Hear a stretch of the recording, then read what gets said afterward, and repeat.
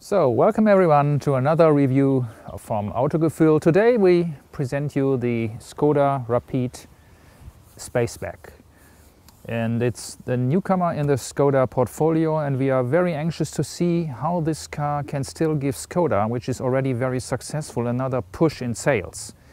It's a 5-door hatchback, similar to a Volkswagen Golf, and the company has desperately waited for this car. They really wanted it because it was still lacking in their portfolio, and they have a lot of expectations for this. What will we show you in the next few minutes? Well, first we will briefly give you a short description of the design, which is very much a Skoda design without any curves, very long straight lines, very angular surfaces. We will then go into the interior, which is really a little miracle of packaging. We will show you a few very clever little details of this car. And then also we have a look to the trunk, which is all very spacious. And finally, we will also tell you a little bit about the engine. It's a 1.2 liter TSI with 105 horsepower. It's not a powerful engine, but it's fairly well for this package and for this format of car. And we will also show you how it drives on the road, how it is the spring and damper settings are, and about fuel consumption we will also give you some vital information. So we invite you for this experience with the Skoda Rapid Spaceback.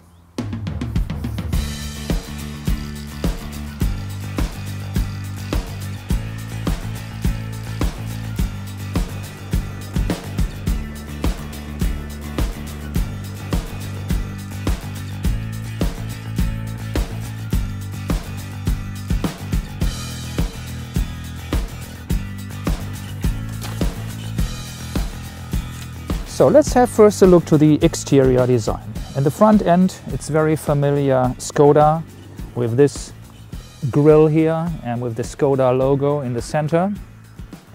This car is equipped with xenon headlights, which is of course optional. So they swivel around in the corners. And also we have this corner light here, which also lights up when you steer into corners.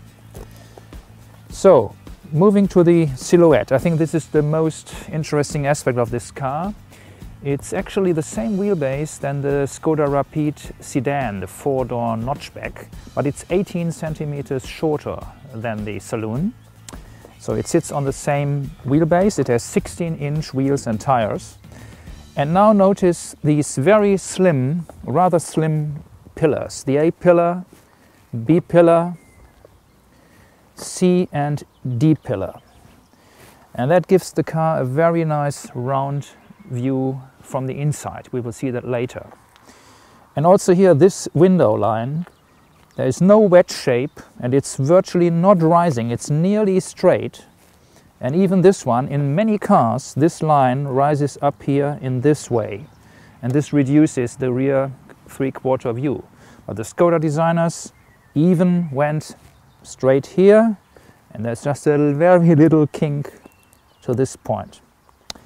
So a very neat, very clean, with not many sculpture in the silhouette. And going to the rear, you notice this black panel effect. This is actually the style package. It costs nearly 1,000 euros extra, but we can really recommend it. If you have the money, please go for it. Because this car, I mean, it's really not a shocking design. It's pretty conservative in some way, but with this package it looks a little bit more, what shall I say, satisfying, a little bit more stylish.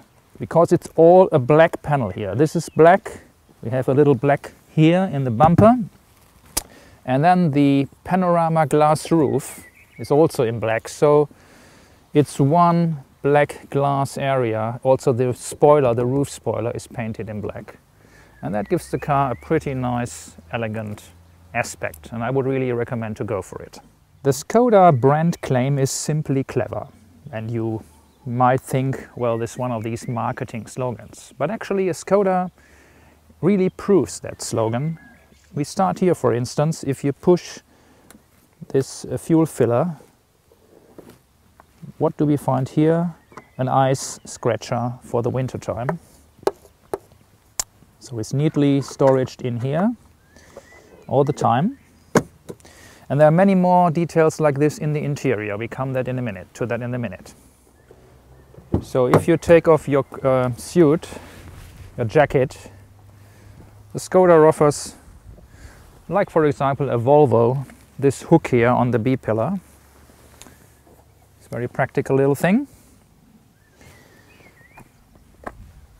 But there's more in the front.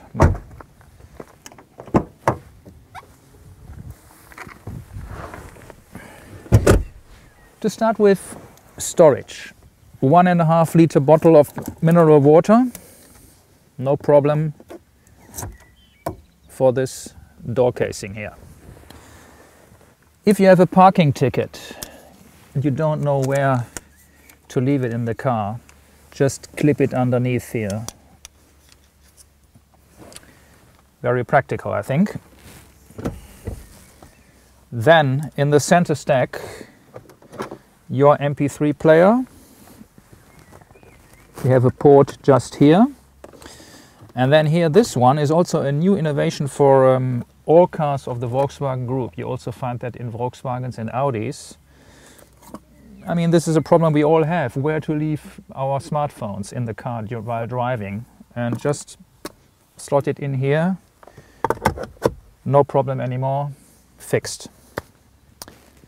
Well, having said that, this car is pretty cheap. I mean, it costs only, in this elegance version, it's the upper version, 20,000 and something, not even 21,000 euros. But in some areas of the car, you can see that they have saved some money. For instance, these grab handles here, normally in all Volkswagen Group cars, they are silicon damped. That means if they go back in their original position, it happens very slowly, like in slow motion, and you don't hear anything. In this car, there's no silicon damping.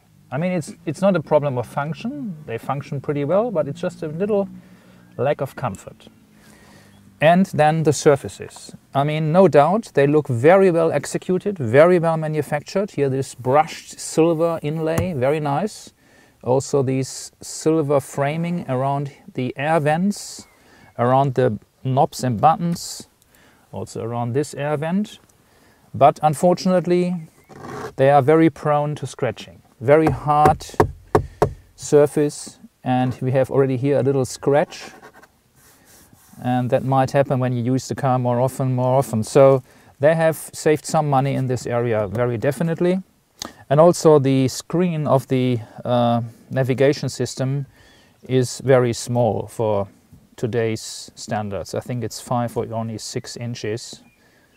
And it's one of the older versions of, it works pretty well, but it's very small. If you take the map for the navigation system here, the display for today's standards, it's pretty small. The map is very small. So again here, you see that the car is not equipped with the highest possible way, but it works. So we now focus our attention to the roof of the car, and we see the sky and the trees. So this is the Panorama Roof that I was talking about earlier.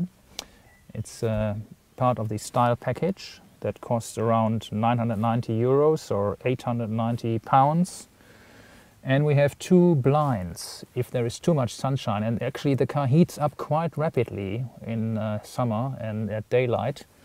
We have manually operated blinds. One, you can, for the driver and co-driver, simply move it in this position, and then my cameraman, please, should help me, because there is a second blind for the rear seat area. So now you have a completely shelter from sunlight, which is a very nice solution, and I again would say you should spend this extra and leave others out. So as we mentioned earlier, the car is really a little miracle of packaging. It has best-in-class figures for head clearance and for knee room, and which is always helpful that if the seats are shaped like this, that you can put your feet under the seat, and that gives you a little bit more extra comfort. And for this size of car, I think you can't do better and we have a look further on for the trunk area, which is also pretty large. So they have done a very good job in this chapter. So the trunk has a capacity of 415 liters in this standard configuration. And luckily the height of the sill, of the trunk sill, is rather low with 66, 67 centimeters. So it's not a lot of effort to lift this box of water bottles in the trunk.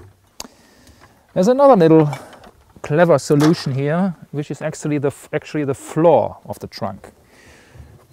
It has two sides. This is the normal side, a normal floor, and then on the opposite side you have a rubber surface. So if you want to load some walking boots, which are maybe even more muddy than this one, no problem with this, or dirty gear that you use for hiking or for biking, stuff like that. So there's also a ski hatch here if you want to transport a pair of skis or some other long items. And of course you can fold down the rear seats in this way, and then you reach a capacity of 1,380 liters. You have a little step here. This is not the optimum, but I think what counts is the space, and this is for this type of car huge.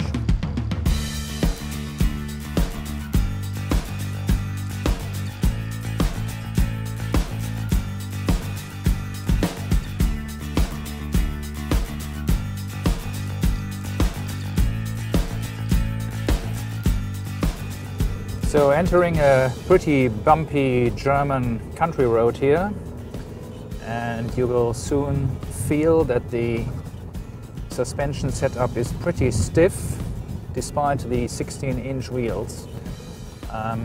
Skoda offers 17-inch as an option, but we really don't recommend 17-inch. Look here, you very much feel the undulations of the road surface, even with the 16-inch.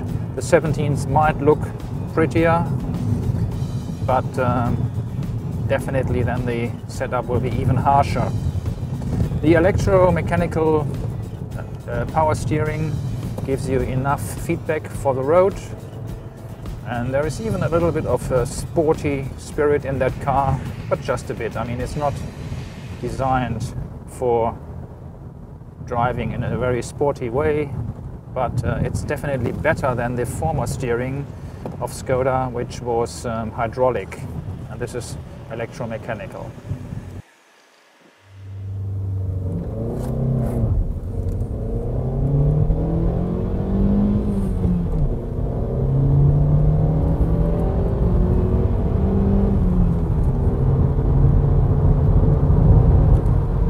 Of course, you can't expect miracles from a 1.2 liter four-cylinder engine, only 105 horsepower, and you can also notice it's a bit noisy in the higher revs, but I've driven it on long stretches on the motorway in 6th gear, and I can tell you then it's a very good car for long driving distances. It's silent, the suspension is very nimble, and the fuel consumption, that's a very interesting chapter. I mean, the official figure is 5.4, and if you drive it in 6th gear, only with 60 miles per hour, 100 kilometers per hour, you can really drive it below 6 liters per 100 kilometers if you want.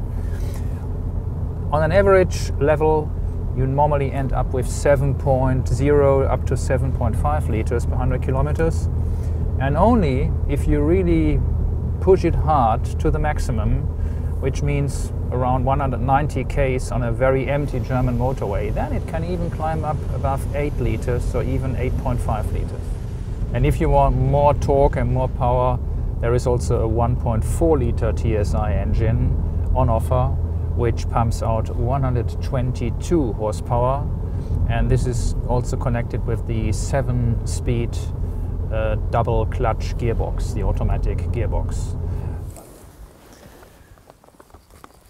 The base price of the car is €14,990, or roughly £14,000 in the UK. That's with the 86 horsepower 1.2 liter version. This one is the 105 horsepower, and that costs of course a little bit more. In this elegance version, 20,490, roughly £19,500. Of course there is also a diesel engine, and we have also 3 versions to choose from: the Active, the Ambition and the Elegance version. As we said, the most recommendable options are this style package, which also includes these black casings of the rear view mirrors. And there is also a green version which costs €400 extra, or roughly 300 and something pounds. And this includes a start and stop system and recuperation of energy, and that saves you a bit more fuel. Overall, we are pretty amazed with this car.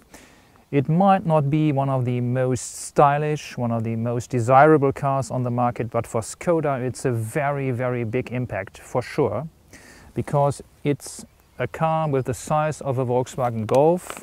It's not a estate or wagon type, by the way. Don't misunderstand that car. It's a 5-door classical hatchback with a very short rear overhang. And the package is great. You have a lot of space in the trunk, in the interior, and the engines you can choose from 1.2 to 1.6 liter engines, and the price is very, very fair, so to say. So overall we give it at least a 4-star rating out of 5 stars. Well, so that's all for today, and thumbs up and subscribe Autogefühl. Bye bye, see you next time.